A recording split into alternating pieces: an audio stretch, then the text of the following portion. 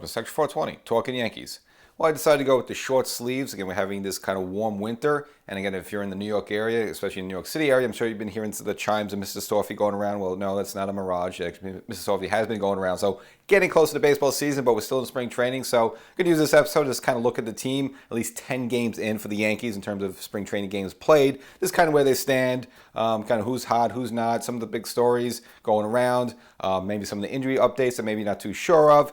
And plus, look at some other stories around baseball. Of course, with some of these new rules interacted that they tried, that are experimenting in spring training, hasn't been able to shorten the game. Yes, spoilers. But we'll get into all that with the time and how much has it been cranking it down, as well as discuss Bob Costas. If you may recall, he called the Yankees American League Division Series, and he took a lot of flack just for not really giving one of his best performances. Again, he's one of the best out there in the business, but it was kind of weird, and actually he made some statements on that, so we'll review that. So get into all that stuff, as well as just looking around just the Yankee lineup in general. Boone's been putting out some different sort of lineups in these games, and we'll kind of project what do you think that the normal Yankee lineup will be once the season does hit the road, come April. But before we get into all that, I know I've reminded you before, but make sure you subscribe to the podcast. So the audio version of the show is available. So it's additional content. You can't see me here, but I do it more often. So get little side notes and history stuff and all this cool stuff, and some news that maybe I'll break earlier than maybe get to see me on YouTube or television. So make sure wherever you get your podcast,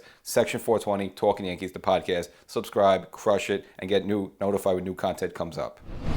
So looking at the Yankees, this is the first 10 games of the spring training games they played. The record is 6-4, which you're not really overly concerned about the record. Yay and nay. You just want the pitches to get stretched out, the hitters sort of get acclimated there and kind of fine tune the swing come the regular season hits. But it's just good to have that kind of a winning ways. But really, this early on with the Yankees in spring training has been the young guys, so that's a good thing, not only for now but just in the future. Of course, with Jason Dominguez, a lot of people, the Martian, saying great things about him, having a dramatic home run. One of the games the Yankees came back in, had a big comeback in. Volpe also with a home run, and at least was 5 for 15 initially, so it's like a 300 batting average. Also, making some good plays out in the field, some smart plays, some veteran-type plays for a young kid there, as well as Oswaldo Cabrera, again, being versatile, hitting a home run as well there. So it's really been those three guys that have been really getting most of the headlines, and yeah, that's good for the Yankees. Now, kind of discussed this previously. I just don't, obviously we know they invited Dominguez, but they invited Volpe there just to make more, just get them some, seasoning in a major league camp.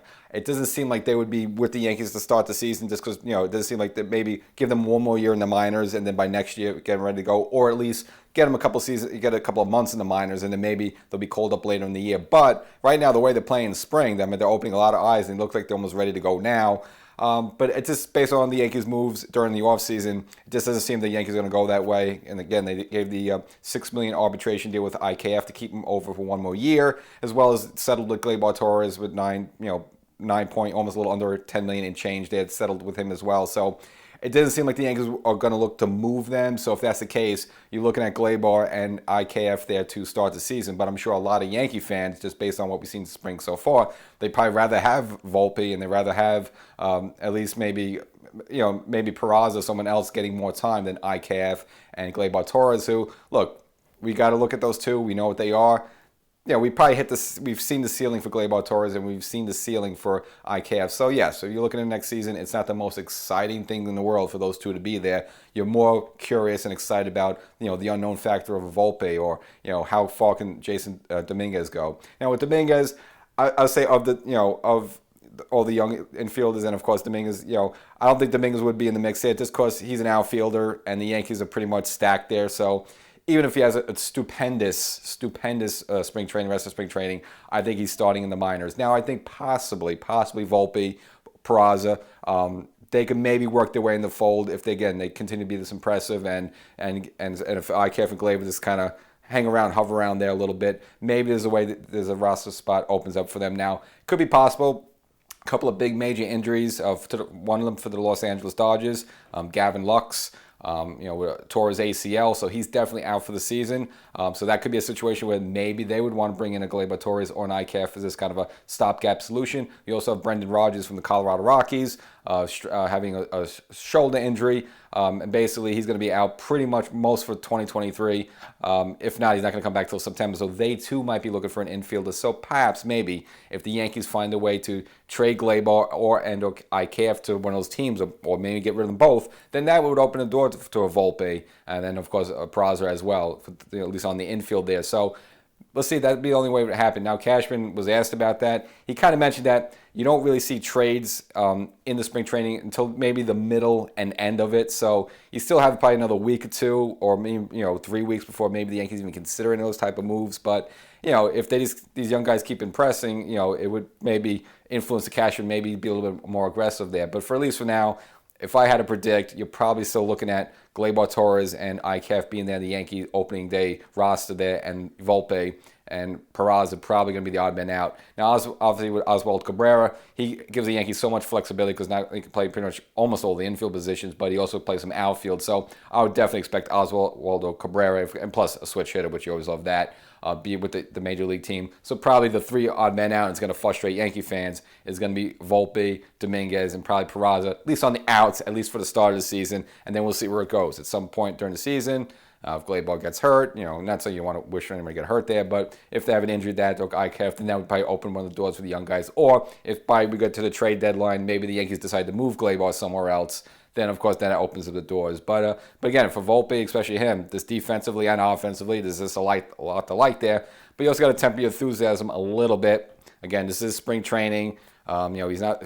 Yes, he's facing some major league competition, but these pitches still need to get amped up and warmed up and work on the breaking pitches. So the type of quality pitching he's facing now is probably not the type of quality facing major league pitching he would face maybe back June, July, and maybe then he would look terrible against major league pitching that's ready, amped up and ready to go for the season. So right now he's kind of getting the early spring training type of quality pitching, which may not be the best. So temper your enthusiasm a little bit. But again, in terms of the Yankees, maybe the next 5 years with Dominguez and Volpe, there's a lot to like there.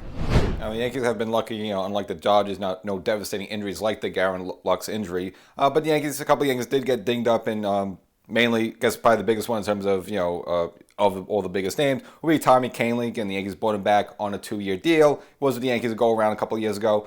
A little mild bicep tendonitis, so nothing major there, so the Yankees can sit him down a little bit. But overall, good news mainly on the most, Yankee be concerned about the most was Nestor Cortez, who again had a bow out of Team USA, with a hamstring/groin injury. So he hasn't really thrown any games yet so far for the first 10 games, but has been throwing live batting practice and throwing on the side, so he is functionable. Now, looks like, just based on Boone, based on his time schedule, he is about 5 or 10 days behind the other starters in the Yankee rotation. So I guess maybe through the first 2 turns, once the regular season starts, he's probably going to be like the 5th starter. But again, once the season hits the road, it really doesn't matter at that point. But again, since he's behind, once the season does start there, he'll probably be the 5th there. And as for some other Yankees, again, who hasn't really thrown in a game yet, but has been throwing batting practice, has been Rob Marinaccio. Again, had that bit of a shin injury. But yeah, he's working his way back, so that's good news there. But a couple of Yankees, with maybe a little bit more of a grim report. One would be Ben Rovette, who just cannot get off the ground with the Yankees. Again, he was part of the 5-way player trade the Yankees last season, who they got IKF and Josh Donaldson with. And again, he was supposed to be maybe part of the Yankees' backup catcher plans last season. Well, it actually turned out to be gold for the Yankees because since he wasn't available, it made kind of Cashman make the move to bring in Jose Trevino in here, and Trevino became an all-star catcher for the American League there. So it was almost a blessing in disguise. But this was supposed to be at least an opportunity for Rovette to finally showcase what he could do, but unfortunately that's not the case. So right before as pitchers and catchers reported, and just before the game was about to start, he was feeling some numbness in his arm, and actually his fingers were turning purple a little bit. They weren't sure what it was. They checked it out, and it turns out he had like a kind of a messed up artery in his shoulder there that needed a surgical procedure on. So he's going to be out for a couple of months. It could be anywhere from May to June. They don't even know yet, but it's going to be like last season. That's exactly what happened with him last season. They kept just pushing him back. It's going to be June, it's going to be July, it's going to be August, and we never saw the guy. And probably that's going to be the case here. Now, it's not really a major blow to the Yankees. Again, he was just like a 160 hitter when he was with the Twins, so nothing there. But I think what was valuable about him that he was a left-handed bat, and Higgy's a great framer, but obviously he's a right-handed bat, and he's a guy last season that was like hitting under 200 there. So it would have been nice just to see what Ben Rovette could do. But I just think that the Yankees would stick with Higgy in the long run if between the two, just because Obviously, his framing skills, and of course, he gets along good with, he's kind of Cole's valet, more or less. So I think even though he's not doesn't have a great batting average there, that's really where his stock is. But it is nice to have a look at Rovette there, just to see what he could provide. Now, some Yankees have been cut so far in spring training. Again, I guess maybe one of the bigger names, one of the blue chips, has been Austin Wells, which, similar to Ben Rovette, has been having some injury problems as he's trying to become through the Yankee system. Had one right now. He's going through like a shoulder and a side injury there. So yeah, since he hasn't been playing, the Yankees actually cut him from the major league camp. So he's actually getting sent down to the minor league camp there. So he's been dethroned. So again, probably not a situation where we're going to see Austin Wells up anytime soon in the majors there. So we're probably looking at the same backup catcher situation for the Yankees with Trevino and Higgy, which is fine. That's you don't need your catches to be great. I mean, Trevino, I think, gave the Yankees.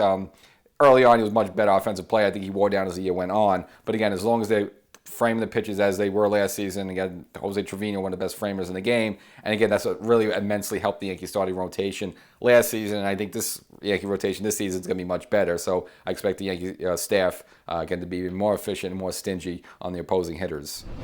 Now, of course, remember the Yankees took a ton of injuries last season. One of them, one of the key injuries was Michael King, and the question was, well, how was he going to bounce back? And he was really going to be needed for 2023 because remember the Yankees were really rolling there in 2022 when at that point when they almost looked like they were going to be 40 games over 500. One of the key reasons was Michael King, just being perhaps one of the best, 7th, 8th inning men in the game there, going, sometimes throwing 2 innings and then setting things up for Clay Holmes. And again, if you remember the last season, the whole team just kind of in the second half spiraled once King went down. Again, it was in that game in Baltimore. Obviously needed to be shut down, needed to have surgery. Now, initially, we all thought it was a Tommy John surgery where he would pretty much be out for a chunk of not only 2022, of course, but 2023. Well, it turns out it wasn't a Tommy John surgery procedure, which we discussed in previous episodes, so allowed him to come back, and he finally did make his spring debut, and it was really good news for the Yankees. Went 2 innings, 2 perfect innings, threw 20 pitches with 4 strikeouts. And again, that's the King we remember in 2022. So a really good sign for the Yankees. Maybe just remember last season, guys in the bullpen, pretty much the whole team, but definitely the bullpen went down one by one, dropping like flies. And plus, of course, with Chapman ineffective there, just made it all a disaster situation. But just as first game for King there to throw 2 perfect innings. Really good news for the Yankees. So if they just get him, back to form that he was in 2022 before he got hurt, and again, just hope Clay Holmes could be the Clay Holmes he was in the first half season as well. The Yankees are definitely going to be, just rolling, just pretty much last season, not only had a great starting pitching, but the bullpen as well was fabulous. And so it just makes the team that much better. And I mentioned before, we haven't seen Ness yet throw a game, but as for the other Yankee starters, kind of a mixed bag there, but not something I would really, worry about at this point. But just pointing out that, Luis Severino's first 2 starts were not good at all. I mean, pitching to a combined ERA of 13.5 and getting bombed, giving up some home runs. That's really been his biggest bugaboo so far this spring. But it's early. I just really not something I would put stock in. I mean, Severino was fabulous when he came back last season in the playoffs against that, especially that game in Cleveland. Now that was the game 3 the Yankees lost. That was a bullpen situation, not him, but I don't worry about him there. And Rendon, of course, finally made his Yankee debut in pinstripes. He got torched as well. Gave up like 5 runs on 6 hits and a couple of home runs. But again, that's not something you worry about there. He's just kind of thrown out there his first game. His velocity wasn't where it normally would be. So this is kind of getting stretched out there. But what was good news that was Garrett Cole's spring debut was good. Gave the Yankees 3 shutout innings there. And you would kind of like to see that for Cole because even though you speak to some of the Yankees managers and stuff like that, they say had a great season last season. And I mentioned this, last week on the previous episode with Sarah from Baseball Fever Media. Cole did not have a good 2022 for Cole's standards. He gave up a lot of home runs. He had a lot of weird games where he just got bombed in the first 2 innings, and we didn't see that from Cole in his first 2 seasons in the Yankee uniform there. So we don't know what was over. Was it the whole thing that he couldn't use his, the grip on the substance and all that stuff, and it took him a while to adjust and get back to that? I don't know. It remains to be seen. But when the Yankees needed him the most in the ALDS against Cleveland, games 1 and games 4, he did come through for the Yankees. So look, you got to give him his props there. But you would like to see him have a good regular season and kind of just having that first spring training game, just 3 shutout innings there, makes you feel a little bit more comfortable. And Cole himself just feels, he feels a little bit comfortable now. He feels comfortable at least this camp. Remember his first camp with the Yankees back in 2020. Well, that was the COVID bubble year which is kind of weird where the season got pushed back and then that was a bizarre season. Okay, now 2021, finally, fans can come back to the game. You have somewhat of a normal schedule, but still bizarre world coming back from COVID. And of course, 2022, we had the player lockout, or it was the owner lockout, whoever, and obviously spring training got delayed, the whole regular season got delayed, and you didn't really have a normal spring training. So little things like that could throw some of the vetting pitchers off. So now that he's able to come in 2023, have a normal spring training, and get off on the right foot, and hopefully this leads to a good regular season for Garrett Cole, and he could be more of a 20-game winner versus like a 14-game winner he was like last year. So that's it with Yankee pitching, but of course, the bigger problem, and of course what Yankee fans are frustrated with the Yankees normally, has been the offense, especially in the playoffs, kind of being, lumbering, homer-happy type guys, but once you get to the playoffs, zip and zilch, and you'd like to have the Yankees have a more fluid lineup, and that's kind of been the Yankees' goal, but if you're looking from this Yankee team from this year to last year, it's pretty much the same lineup overall, so I don't know how optimistic you get. And Boone's has kind of been playing with a lot of things, almost like a video game where you just kind of throw any random player as a leadoff and you kind of throwing things all over the place. It seems like Boone's doing a lot of that in the spring training, but there's been a couple of games where he's at least had some sort of synergy, and one of them I noticed that when Harrison Bader isn't playing, he usually leads off with DJ LeMahieu, followed by Judge, and again, when DJ and Judge were, both healthy and playing for the Yankees, Boone went to that a lot, so that's not uncommon. Rizzo is the number 3 hitter, and then Giancarlo Stanton as the cleanup hitter. So that's probably Boone's tipping his hand of that's probably what the Yankee lineup is going to look like for the most part. Now you might say, hey, look, DJ is not a leadoff hitter, and plus now the game's going to be different now. Again, we went over the rules previously about number of throws now a pitcher can make to first base, and that's going to definitely increase the running game. Of course, now we have the bigger bag, so it makes base stealing and having a fast runner there more enticing of the type of a lineup, which you would think that would be more of a Harrison Bader type. Now Yankees don't really have a true leadoff hitter, even though Bader would be make the most sense here. But it probably, even with that in mind, I could see Boone going to DJ a lot in the leadoff spot there, even though he's not a speedster or stuff like that. And then just hope, the guys behind him, Judge, maybe hit a 2-run home run, or even Judge gets on, because again, Judge usually has a high base percentage, and you go for the 3-run jack from Rizzo like that. And again, Yankees kind of still doing what they normally do, relying more on the home runs. You want more of a fluid contact hitting lineup of just kind of pass the baton going along, kind of like the 98 Yankees, but it doesn't seem like that's going to be possible. Now, I think the only way that might be possible, if someone like Oswaldo Cabrera, who's a pitch hitter, and he has a little pop, but he's more of a contact hitter as well. Maybe if he just, takes really a next step in 2023, that's a guy perhaps maybe you could bat first to second there and get a little speed at the top of the lineup. But other than that, you're probably looking at those 4 guys, DJ, Judge, Rizzo, and Giancarlo Stanton being the top 4, and then the rest of them will just fall down to the line. Depends on who's hot, who's not. Of course, Donaldson will be there in the middle, and of course you have like Hicks and Trevino and IKF and stuff like that. And you figure it might get like how the playoffs were against Houston, where those guys might be automatic strikeouts all way. But I think if that's the case, then I think you would see the Yankees make more of a move, because they can't go through a whole season again having like 5 right-handers in a row like that and just getting mowed down by other teams there. So we'll see how the Yankees go. But again, the Yankees going top heavy. I would rather the Yankees kind of lengthen the lineup a little bit. I'd rather have Beta lead off, get the speed there. I'd rather have something like DJ as a number 2 hitter, kind of a Derek Jeter type hitter from the late 90s there, slap hitter. And then third hit, you could go Judge Rizzo, flip-flop that. But at least that lengthened out the lineup, because now you have someone like Giancarlo Stanton batting 5th. Just to see how there, when you throw like a speedster at the top of the lineup, or at least the number 2 hole, it stretches out the lineup there, so you don't.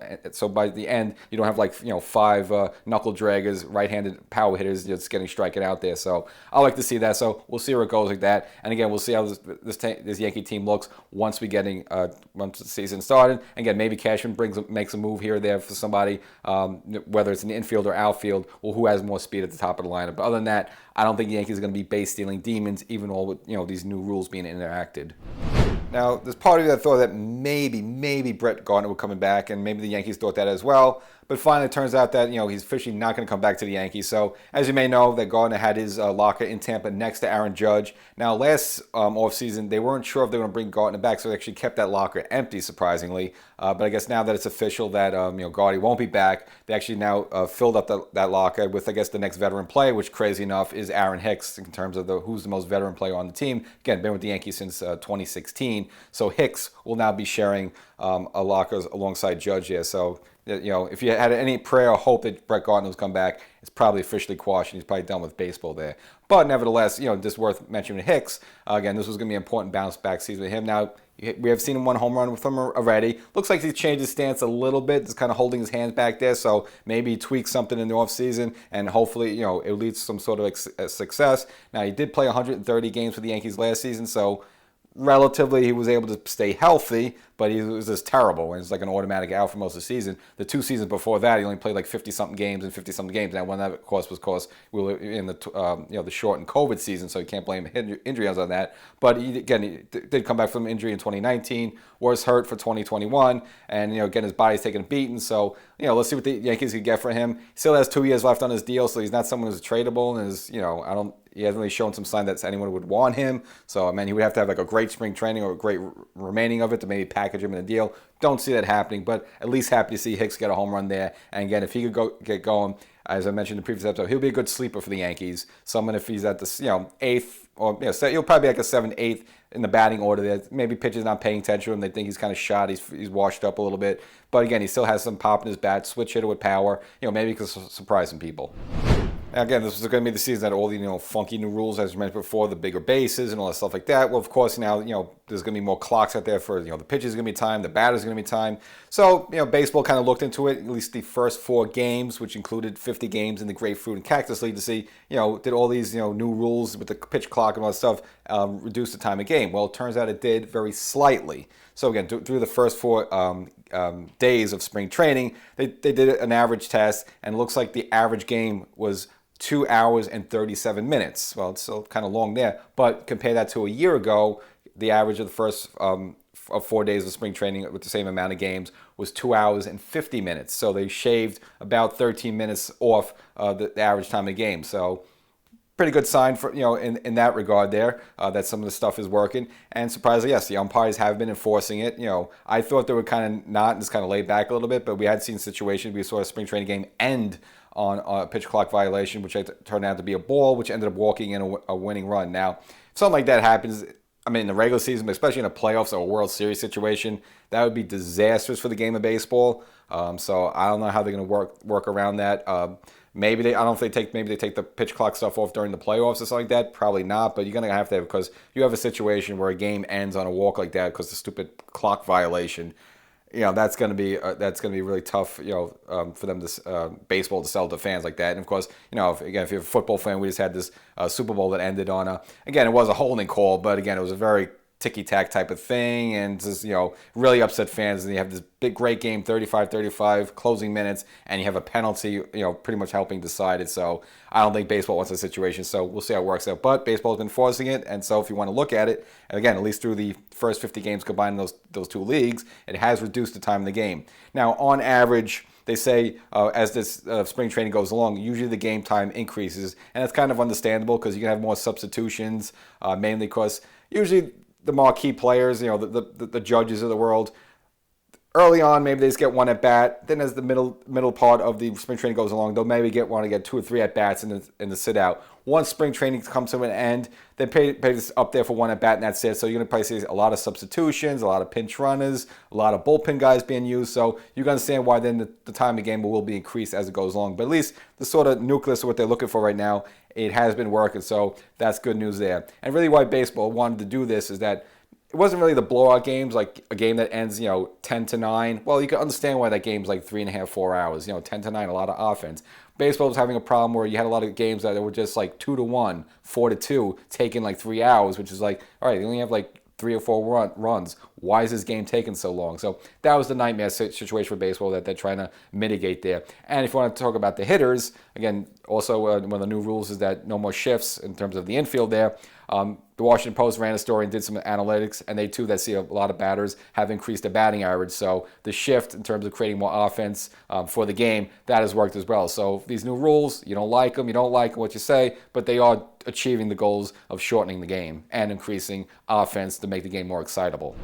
And one of the pitchers trying to come back, but for a rival, the Yankees, Boston Red Sox, has been Chris Sale, who's really been hampered by some bad luck and injuries. Again, Boston gave him a lot of money, and it seems like he's hurt every season. Well, obviously it's the enemy, but good to see him back in his spring training debut. Throws 2 shutout innings, so working his way back. Now, the Boston Red Sox kind of had a weird offseason, kind of mentioned before. This, brought in some, it seemed like very patchwork players. Like you bring in some like Trey Turner, great. But also Corey Kluber, again, who had a good season for Tampa there. But again, he's getting up there in age, like 37, 38 years old there. As well as Kelsey Jansen, the closer there. So it's an improved team, but you don't really see where they're going. And Coach gave the big extension to Rafael Devers. I wouldn't put Boston as a threat. I'd still worry more about Toronto and Tampa than I would with Boston, and even Baltimore's on the rise there. But again, if they get a healthy Chris Sale and he's clicking there, as well, you match him with Corey Kluber, and he kind of builds on the work he had last season.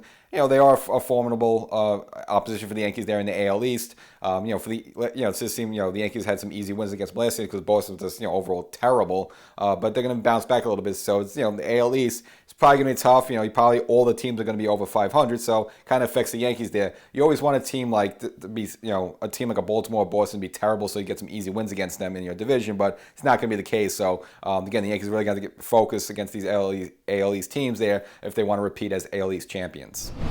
And as mentioned at the top of the show, Bob Costas, again, the great broadcaster. It seems like he's been around forever, but never ages. He does everything, the Olympics, hockey, football. He guy can do everything because baseball, and of course he's a big Yankee fan. And of course you may recall he was in the booth during the Yankees against the Guardians in the ALDS, paired up with Ron Darling there. Now again, Ron Darling is great with what he does the Mets broadcast with SNY, and of course Bob Costas. Again, he's not a regular around, but of course he has a lot of experience.